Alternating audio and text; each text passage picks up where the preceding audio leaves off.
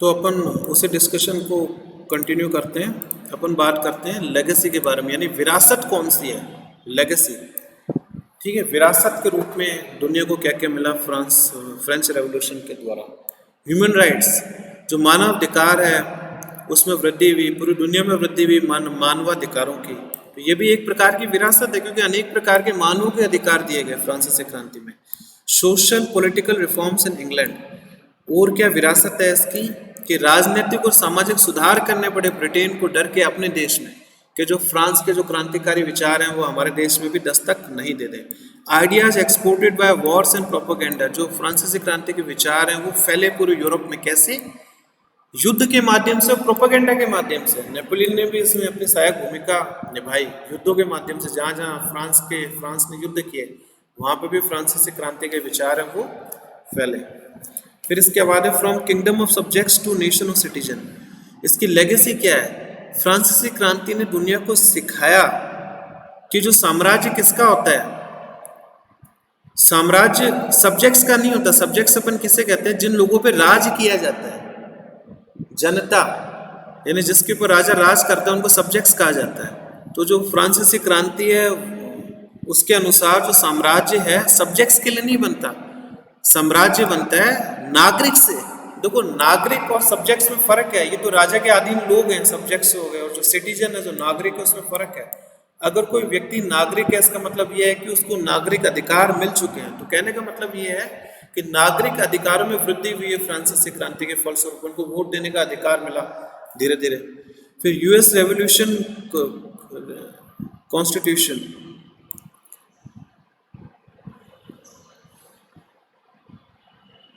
इसमें अंतर बता रखा है। जो यूएस में जो क्रांति हुई उसके फलस्वरूप वहाँ पे एक संविधान की रचना की गई अमेरिका में।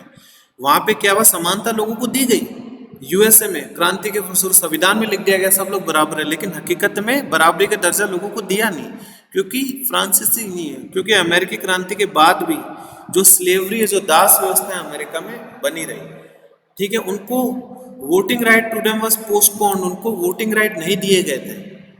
संविधान बनाने के बावजूद भी अमेरिका में लोगों को वोटिंग राइट्स नहीं दिए गए थे। लेकिन फ्रांस में क्या हुआ, जो समानता का अधिकार लोगों को दिया गया फ्रांस में, it became a defining concept. इसको वाकई इम्प्लीमेंट किया गया। जो इक्वालिटी का कॉन्सेप्ट है दूसरे देशों में भी फैला। इक्वालिटी का जो कॉन्सेप्ट है सीमित नहीं था। जो फ्रांस की क्रांति के अंतर्गत जो समानता का अधिकार था, जो विचार था, वो सीमित नहीं था। लेकिन जो यूएस क्रांति के फलस्वरूप जो समानता का अधिकार दिया गया वो सीमित था, क्योंकि सीधी सी बात है वहाँ पे दास व्यवस्था का अंत नहीं किया गया अमेरिका में।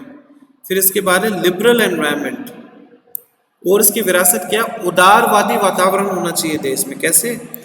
जब उदारवादी वातावरण होगा तो प्रोटेस्टेंट, ज्यूज, जो अलग अलग धर्मों के लोग हैं, जो प्रोटेस्टेंट हैं, जो ज्यूज हैं, यहूदी हैं, etcetera, got acceptance in France. तो फ्रांस में उनकी सहभागिता बढ़ गई, प्रोटेस्टेंट और ज्यूज की। कोई धार्मिक अत्याचार नहीं किया गया फ्रांसीसी क्रांति के बाद। फिर इक्वालिटी का सिद्धांत कैसे इम्प्लीमेंट किया गया? टैक्सेशन, जो कर प्रणाली है उसमें सुधार किए गए, और इसके अलावा मेरिट पे ऑफिसेस को ओपन किया गया, तो इससे समानता आई। Concept of republican state hold now on modern ideological platform with liberal constitution. तो जो शब्द अपन को सुनने को मिलते हैं, ब्रिटेन में भी शब्द सुनने को मिलते हैं, लिबरल्स और कंजर्वेटिव। ब्रिटेन में दो प्रकार की पॉलिटिकल पार्टी है, तो लिबरल पार्टी है, दूसरी कंजर्वेटिव पार्टी है। लिबरल उदारवादी पार्टी है, कंजर्वेटिव थोड़ा संकीर्ण विचारधारा वाली पार्टी है। तो ये जो शब्द है लिबरल्स और कंजर्वेटिव, इस प्रकार के आधुनिक लोकतंत्र के शब्द कहाँ से निकल के आए? ये भी विरासत है। फ्रांस के रेवोल्यूशन के प्रभाव के फलस्वरूप ये शब्द निकल के आए। देखो कितनी इंपॉर्टेंट और अच्छी इन्फॉर्मेशन है। जो लिबरल्स और कंजर्वेटिव हैं, ठीक है, उदारवादी और जो संकीर्ण विचारधारावादी हैं, जो कंजर्वेटिव का एग्जैक्ट हिंदी का मीनिंग मेरे को अभी ध्यान नहीं है। तो कॉन्सेप्ट ऑफ रिपब्लिकन स्टेट, जो गणराज्य है उसका जो सिद्धांत है वो भी फ्रांसीसी क्रांति के फलस्वरूप आया।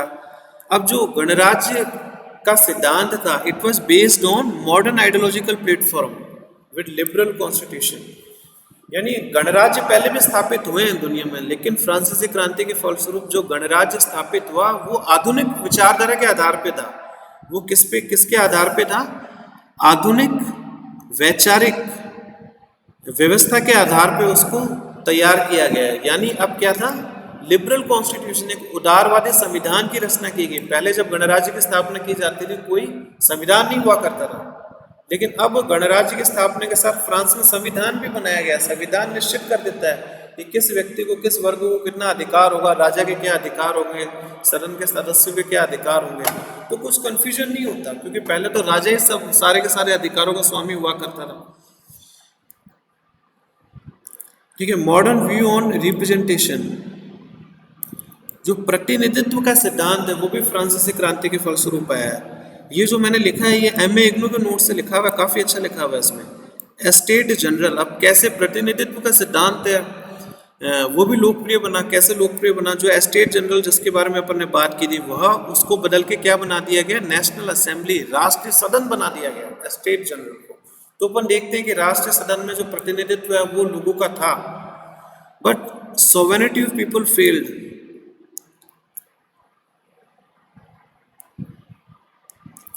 No political party, shifting groups, Jacobian.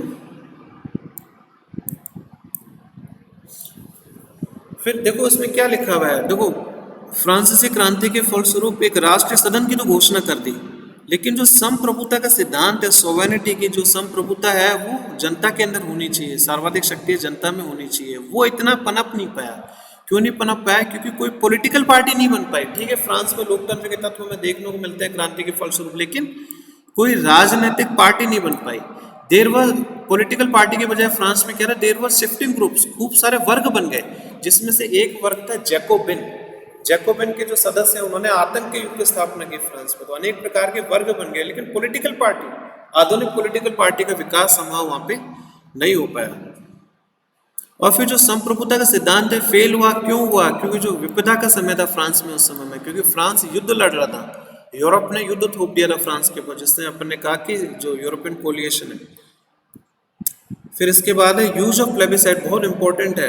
France की क्रांति के फलस्वरूप पहली बार फ्रांस में प्लेबिसाइड का इस्तेमाल हुआ। प्लेबिसाइड किसे कहते हैं? जनमत संग्रह, यानी लोगों से पूछो, वोटिंग के आधार पर पूछो कि इस राज्य को फ्रांस में मिलाना चाहिए या नहीं मिलाना चाहिए, यानी कोई भी राजनीतिक क्वेश्चन हो उसका निवारण करो प्लेबिसाइड के आधार पर, टू सेटल डिस्प्यूट। किसी भी चीज के अंदर अगर कोई दुविधा है तो दुविधा को आप दूर कर सकते हो प्लेबिसाइड के आधार पर। सभी लोगों को जनमत संग्रह के आधार पे उस राजनीतिक क्वेश्चन का आप समाधान ढूंढ सकते हो। प्रिंसिपल ऑफ सेल्फ डिटर्मिनेशन, ये भी पहले है फ्रांसीसी क्रांति में है, सेल्फ डिटर्मिनेशन, जिसके बारे में पाकिस्तान अक्सर बात करता रहता है कि कश्मीर के लोगों के पास राइट टू सेल्फ डिटर्मिनेशन होना चाहिए। राइट टू सेल्फ डिटर्मिनेशन क्या है? जो लोकल लोग हैं वही डिसाइड करेंगे हम पे कौन राज्य करेगा। तो जो स्थानीय लोग हैं, जो उनकी इच्छा है, उनको सर्वोपरि रखा जाता है इसके अंदर। प्रिंसिपल ऑफ सेल्फ डिटर्मिनेशन कि हम पे राज कौन करेगा। जैसे कि एग्जाम्पल दे रखे एविंगटन, 1790 में एक स्थान है Avignon, desire to unite with France, यानी प्लेबिसाइड और सेल्फ डिटर्मिनेशन के अधिकार के आधार पे एविंगटन ने 1790 में डिसाइड किया, यानी वह जनमत संग्रह हुआ और वहाँ के लोगों ने डिसाइड किया कि वो फ्रांस से मिलना चाहता है। तो प्लेबिसाइड का भी इस्तेमाल हो गया। रीड्रॉ यूरोपियन मैप इन 19th सेंचुरी, और जो राइट टू सेल्फ डिटर्मिनेशन जो प्रथम बार फ्रांसीसी क्रांति के फलस्वरूप पाया है, इस अधिकार ने 19वीं शताब्दी में आगे चल के यूरोप के पूरे मानचित्र को बदल गया। तो बहुत ही महत्वपूर्ण अधिकार था ये, बहुत ही महत्वपूर्ण विचार था जिसका व्यापक प्रभाव पड़ा यूरोप में। पूरा का पूरा जो मैप बदला गया यूरोप का, वो प्रिंसिपल ऑफ सेल्फ डिटर्मिनेशन के आधार पर बदला गया कि स्थानीय लोग क्या चाहते हैं। इसके बाद है सोशलिस्ट, समाजवाद, जिसमें मैंने कहा ना कि समाजवाद के कुछ तत्व भी हमें फ्रांसीसी क्रांति में देखने को मिलते हैं। ठीक है, क्यों? क्योंकि people had passion for equality, क्योंकि यहाँ के लोगों ने समानता स्थापित की। और सोशलिज्म में अपन क्या बात करते हैं समाजवाद में कि समानता आधारित व्यवस्था होनी चाहिए, सबको बराबर के अधिकार हो, किसी को ज्यादा अधिकार नहीं हो, कोई विशेषाधिकार का वर्ग नहीं हो। चर्च लैंडेड राइट, अब देखो एग्जाम्पल दे रखा है कैसे समाजवाद के तत्व हमें देखने को मिलते हैं। पूरा समाजवाद यहाँ पे नहीं था, लेकिन the beginning of socialism can be traced here, शुरुआत समाजवाद की यहाँ पे हुई। जो चर्च था, चर्च से जमीन छीन के जमीन किसमें बांट दी गई? लोगों में। तो land of church was redistributed among the people. 20th century France important centre of socialism, इसलिए हम देखते हैं कि 20वीं शताब्दी में सबसे पहले समाजवाद का जब सिद्धांत आया तो फ्रांस के अंदर आया। फ्रांस बिकेम इंपॉर्टेंट सेंटर, एक महत्वपूर्ण केंद्र बन गया समाजवाद का। क्यों? क्योंकि फ्रांसीसी क्रांति फ्रांस के अंदर ही हुई। तो कहने का मतलब ये है कि बहुत ही व्यापक बदलाव है फ्रांसीसी क्रांति। कल्चरल के बारे में पढ़ते हैं, सांस्कृतिक योगदान क्या क्या था। ये पढ़ने में भी इंटरेस्टिंग है, ये सारी की सारी चीजें जब आप गहन अध्ययन करते हो, डिटेल में पढ़ते हो, तो इंटरेस्टिंग भी हो जाता है टॉपिक। पॉलिटिकल वोकैबुलरी, तो कई प्रकार के राजनीतिक शब्द है जिसकी रचना फ्रांसीसी क्रांति में ही की गई। जैसे कौन से शब्द है? सिटीजन राइट, नागरिक के अधिकार, पहली बार फ्रांस की क्रांति में बात की गई है भी नागरिक के अधिकार क्या होने चाहिए। पैम्फलेट, पैम्फलेट छपवाना, यानी अपनी बात पैम्फलेट के माध्यम से लोगों तक पहुंचाना। कार्टून बनाना, पॉलिटिकल कार्टून बनाना अखबार के अंदर। प्लेस, नाटक करना राजनीतिक थीम के ऊपर। Newspaper, to explain new ideology, जो क्रांति के विचार हैं उनको कैसे फैलाया लोगों के बीच में फ्रांस में, पैम्फलेट के माध्यम से, कार्टून के माध्यम से, नाटक के माध्यम से, न्यूज़पेपर के माध्यम से। तो एक नया तरीका था कि आप राजनीतिक विचारों को भी लोगों को जागृत करने के लिए फैला सकते हो। जो फ्रांसीसी क्रांति के जो विचार है, एक नई व्यवस्था की स्थापना की गई है, new order, limitless possibilities, political caricatures, printed image of leaders, यानी पोस्टर जिसमें नेताओं की फोटो हो, ये चलन शुरू हुआ है फ्रांस के अंदर, जो आगे चल के लोकतंत्र का एक महत्वपूर्ण तत्व बनाया आगे चल के। भी इलेक्शन में भी यही सब होता है जिसके बारे में अपन बात कर रहे हैं। To draw people into political debate, यानी लोगों के बीच में एक राजनीतिक विवाद शुरू करना, एक राजनीतिक डिबेट शुरू करना राजनीतिक, कि लोग कम से कम बात करें पॉलिटिक्स के बारे में। तो ये फ्रांस में शुरू हुआ था, क्योंकि फ्रांसीसी क्रांति ने माहौल को पूरी तरीके से बदल दिया फ्रांस में। लोग क्रांति के बारे में बात करने लगे, लोग क्रांतिकारी विचारों के बारे में बात करने लगे, लोग ये बात करने लगे कि राजा के पास कितनी शक्ति होनी चाहिए या कितनी कम शक्ति होनी चाहिए, कितनी ज़्यादा शक्ति होनी चाहिए। तो पॉलिटिकल डिबेट शुरू हो गई फ्रांस में, और इन सब का प्रभाव पड़ा कला के ऊपर भी। अपन संस्कृति के बारे में बात करें, कला के भी इसका व्यापक प्रभाव पड़ा। एक्सप्लिसिट पॉलिटिकल फंक्शन, यानी जो कला है, कला में भी राजनीतिक तत्व विद्यमान हो गए, यानी राजनीति का इतना अधिक प्रभाव पड़ा। जो कला है, यानी पॉलिटिकल थीम पे कला बनाई जाने लगी, पॉलिटिकल थीम पे। विमेन पे क्या प्रभाव पड़ा? अपन कल्चर के बारे में बात करें तो महिला भी आएगी। First time participated to first claimers for right in Europe, पहली बार राजनीतिक व्यवस्था में सहभागिता निभाई महिलाओं ने फ्रांसीसी क्रांति के फलस्वरूप। First claimer for right in Europe, यानी पहली बार महिलाओं के अधिकारों की मांग कहाँ पे गई? फ्रांस में। और क्यों मांग की गई? क्योंकि यहाँ पे फ्रांसीसी क्रांति हुई थी जिसमें लोग जागृत हुए थे, तो महिला भी जागृत होगी। जब पुरुषों के अधिकारों के बारे में बात करें तो महिलाओं के अधिकार कहाँ जाएंगे? तो उन्होंने भी अपने अधिकार मांगना शुरू कर दिया। जैसे कॉन्स्टिट्यूशन ऑफ 1791, जो 1791 का जो संविधान है, डाइवोर्स, इसमें एग्जाम्पल दे रखे महिलाओं के अधिकारों में कैसे वृद्धि हुई फ्रांसीसी क्रांति के फलस्वरूप। जैसे जो 1791 का संविधान बनाया गया उसमें डाइवोर्स की बात की गई, तलाक के बारे में। डाइवोर्स वाया म्यूचुअल कंसेंट, कि जो तलाक है वो म्यूचुअल कंसेंट से मिलेगा, पुरुष और महिला दोनों की इच्छा होनी चाहिए तभी तलाक मिलेगा, किसी एक की इच्छा पे तलाक नहीं मिलेगा। तो ये बदलाव किए गए संविधान में। As marriage a civil contract, क्योंकि जो शादी है, जो विवाह है, वो एक सिविल कॉन्ट्रैक्ट है, तो इसलिए दोनों की इच्छा जरूरी है, लीगल अनुमति जरूरी है डाइवोर्स के लिए। तो ये सुधार किया गया। फिर इसके बाद लेकिन जो नेपोलियन ने आगे चल के महिलाओं के अधिकारों को थोड़ा सीमित किया। नेपोलियनिक कोड वाज सिनिकल, इसका मतलब ये है कि महिलाओं को, हालांकि नेपोलियन ने खूब सारा सुधार किया आगे चल के, लेकिन महिलाओं के मामले में उसकी सीमित सोच रही नेपोलियन की। तो नेपोलियन की कमी में ये वाला पॉइंट आएगा कि महिलाओं को उसने अधिक अधिकार नहीं दिए, या महिलाओं के प्रश्न पे मौन रहा, बाकी वर्गों को उसने अधिकार दिए हैं। तो इसके साथ ही अपना फ्रेंच रेवोल्यूशन का जो टॉपिक है यहाँ पे खत्म होता है। कल अपन कोई और टॉपिक शुरू करेंगे। बहुत बहुत धन्यवाद आपका।